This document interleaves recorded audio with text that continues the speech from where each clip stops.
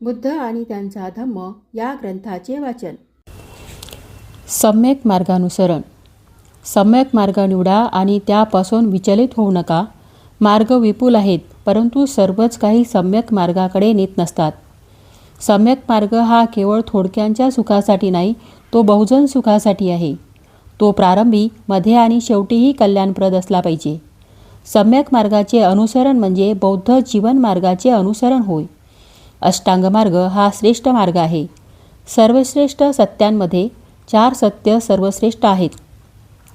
वैषयिक अनासक्ती हा सर्वश्रेष्ठ गुण आहे आणि ज्याला हे पाहण्याची दृष्टी आहे तो श्रेष्ठ पुरुष होय. प्रज्ञाशुद्धीचा हा एकमेव मार्ग आहे, दुसरा नाही. याच मार्गाने जा. जर तुम्ही या मार्गाचे अनुकरण केले तर तुमच्या दुःखाचा निराश होईल.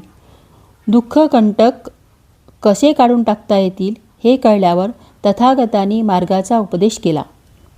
तथागत हे केवळ पथदर्शक आहेत. स्वोन्नतीचा प्रयत्न ज्याचा त्याने स्वतः करायचा असतो. सर्व निर्मित पदार्थ हे विनाशाधीन आहेत. हे जो ओळखतो त्याला दुःख विचलित करू शकत नाही. सर्व रूपे असत्य आहेत. जो हे ओळखतो त्याला दुःख स्पर्श करीत नाही. जेव्हा जागे व्हायला पाहिजे तेव्हा जो जागा होत नाही, जो तरुण आणि बळकट असूनही सुस्तपणाच्या आहारी गेलेला असतो, त्याची इच्छा आणि विचार झोपी गेलेले असतात, त्या आळशी मनुष्याला कधीही ज्ञान होणार नाही. सम्यक मार्गानुसरण. सम्यक मार्ग निवडा आणि त्यानुसार विचलित होऊ नका. मार्ग विपुल आहेत, परंतु सर्वच काही सम्यक मार्गाकडे नेत नसतात. सम्यक मार्ग हा केवळ थोडक्यांच्या सुखासाठी नाही, तो बहुजन सुखासाठी आहे. तो प्रारंभी, मध्ये आणि शेवटीही कल्याणप्रद असला पाहिजे. सम्यक मार्गाचे अनुकरण म्हणजे बौद्ध जीवन मार्गाचे अनुसरण होय. अष्टांग मार्ग हा श्रेष्ठ मार्ग आहे. सर्वश्रेष्ठ सत्यामध्ये 4 सत्य सर्वश्रेष्ठ आहेत. वैश्विक अनासक्ती हा सर्वश्रेष्ठ गुण आहे आणि ज्याला हे पाहण्याची दृष्टी आहे तो श्रेष्ठ पुरुष होय. प्रज्ञाशुद्धीचा हा एकमेव मार्ग आहे, दुसरा नाही. याच मार्गाने जा. जर तुम्ही या मार्गाचे अनुकरण केले तर तुमच्या दुःखाचा निराश होईल. दुःख कंटक कसे काढून टाकता येतील हे कळल्यावर तथागतांनी मार्गाचा उपदेश केला. तथागत हे केवळ पथदर्शक आहेत. स्वोन्नतीचा प्रयत्न ज्याचा त्याने स्वतः करायचा असतो. सर्व निमित्त पदार्थ हे विनाशाधीन आहेत. हे जो ओळखतो त्याला दुःख विचलित करू शकत नाही. सर्व रूपे असत्य आहेत. जो हे ओळखतो त्याला दुःख स्पर्श करीत नाही.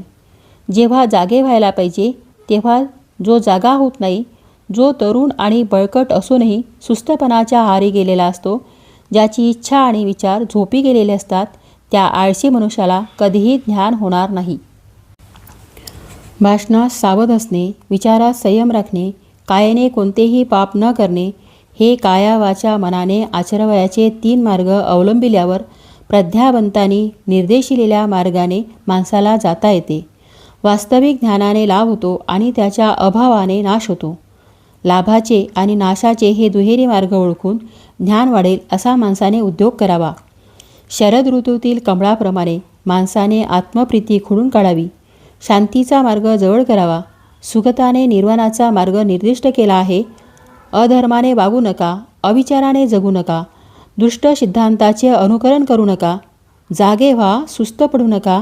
सद्गुणाची कास धरा. सद्गुणी हे इहलोकी सुखी असतात. जो पूर्वी अविचारी होता आणि नंतर सुविचारी झाला तो घनविमुक्त चंद्राप्रमाणे जग तेजस्वी करतो.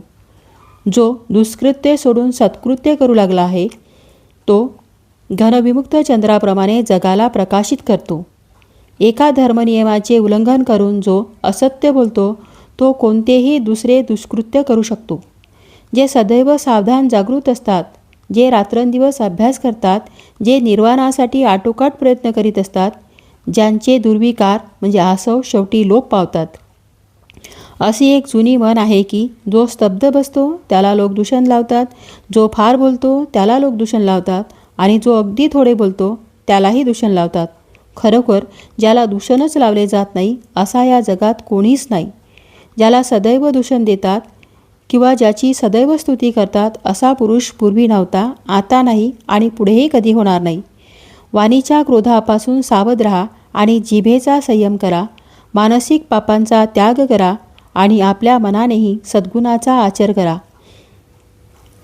अप्रमाद हा निर्वाणाचा मार्ग आहे. प्रमाद मृत्यूचा मार्ग आहे. जे अप्रमादी आहेत ते अमर आहेत आणि जे प्रमादी आहेत ते मृतवत आहेत.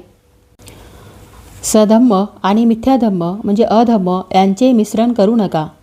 जे खोट्याला खरे आणि खऱ्याला खोटे समजतात ते आपल्या अजागरूकतेमुळे कधीही सत्यापर्यंत पोहोचू शकत नाही. जे खऱ्याला खोटे आणि खोट्याला खरे समजतात ते आपल्या अजागरूकतेमुळे कधीही सत्यापर्यंत पोहोचू शकत नाही. जे सत्याला सत्य आणि असत्याला असत्य म्हणून ओळखतात त्यांच्या ठिकाणी सम्यक दृष्टी आहे. त्यांना सत्य लाभते. घर नीट साकारले नसले तर ज्याप्रमाणे त्यात पावसाचे पाणी गळू लागते त्याप्रमाणेच असंस्कृत मनात तृष्णा प्रवेश करते. घर नीट साकारलेले असेल की त्यात ज्याप्रमाणे पावसाचे पाणी शिरू शकत नाही त्याप्रमाणेच सुसंस्कृत मनात तृष्णा प्रवेश करू शकत नाही. उठा, प्रमादी राहू नका. धर्माच्या शिकवणुकीप्रमाणे वागत राहा. जो त्याप्रमाणे वागतो तो इहलोकी आणि इतर सर्व लोकी सुखी होतो. सन्मार्गाचा अवलंब करा. कुमार्गाचा अवलंब करू नका. सन्मार्गाने जाणारे लोक इहलोकी आणि इतर सर्व लोकी सुखी होतात.